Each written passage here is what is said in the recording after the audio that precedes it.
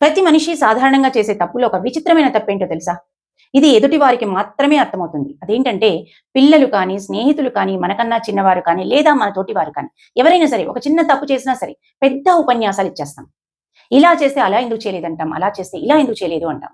మొత్తానికి పెద్ద క్లాసే తీసుకుంటాం. నిజమే కదా? ఇది సరైన విధానమేనా? ఒక్కసారి ఆలోచించండి.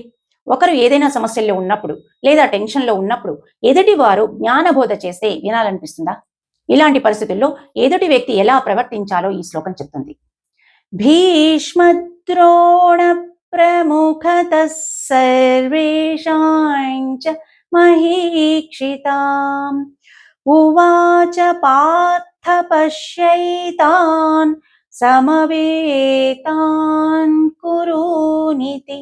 అర్జునుడు కృష్ణుడితో నేను ఎవరితో యుద్ధం చేయబోతున్నానో నేను తెలుసుకోవాలి అని అన్నప్పుడు కృష్ణుడు మాట్లాడకుండా రథాన్ని ఇరుసేనల మధ్యలో నిలబెట్టాడని మనం ముందు శ్లోకాల్లో తెలుసుకున్నాం. ఈ శ్లోక తాత్పర్యం ఏంటంటే శ్రీకృష్ణ పరమాత్మ రథాన్ని ఇరుసేనల మధ్య నిలబెట్టి అర్జునుడితో ఇలా అంటాడు, అర్జున, అదుగో భీష్మ పితామహుడు, ఇదిగో ద్రోణాచార్యులు, ఇంకా ఇతర ప్రముఖులు అందరూ యుద్ధానికి సిద్ధంగా ఉన్నవారే చూడు అంటూ అర్జునుడికి చూపించారు. ఇక్కడే మనం అందరం ఆలోచించాల్సింది. శ్రీకృష్ణుడు అర్జునుడి క్యూరియాసిటీని చూసి ఎలాంటి ఉపదేశము చేయలేదు. శ్రీకృష్ణుడు అర్జునుడి మనస్థితిని చూసి ఎలాంటి మాటలు మాట్లాడలేదు. కళ్లకు కనిపించింది మాత్రమే చెప్పాడు. కానీ మనమేం చేస్తుంటాం?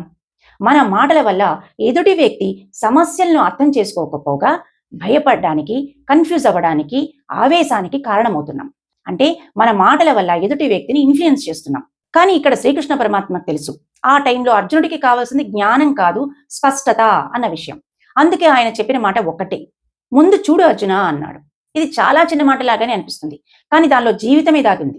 మన జీవితంలో వచ్చే సమస్యలను స్పష్టంగా చూడకపోవడం వల్లనే వాటికి పరిష్కారం దొరకదు. కొన్నిసార్లు మనం చూసేది మాత్రమే నిజం కాదు, దానిని అర్థం చేసుకున్నప్పుడే లోతు తెలుస్తుంది, పరిష్కారం దొరుకుతుంది. అందుకే గీత చెప్పేది, సమస్య ఎదురైనప్పుడు first pause, observe, then respond. అంటే సమస్య రాగానే ముందు ఆగి సమస్యను అర్థం చేసుకుని ఆలోచించి రెస్పాండ్ అవ్వాలి. మనకు నచ్చని పరిస్థితి నుండి తప్పించుకోవాలని చూస్తాం, లేదా ఆవేశంతో మాటలు తులుతాం. కానీ ఇది సమస్యను పరిష్కరించకపోగా జటిలం చేస్తుంది. ఎప్పుడైనా మనిషి నైజం ఎలా ఉంటుందంటే తనకు నచ్చని నిజాన్ని చూడడు, వినడు, కానీ తోచినట్టు కథలు నల్లుకుంటాడు. అందుకని నిర్ణయాలు తప్పులవుతాయి.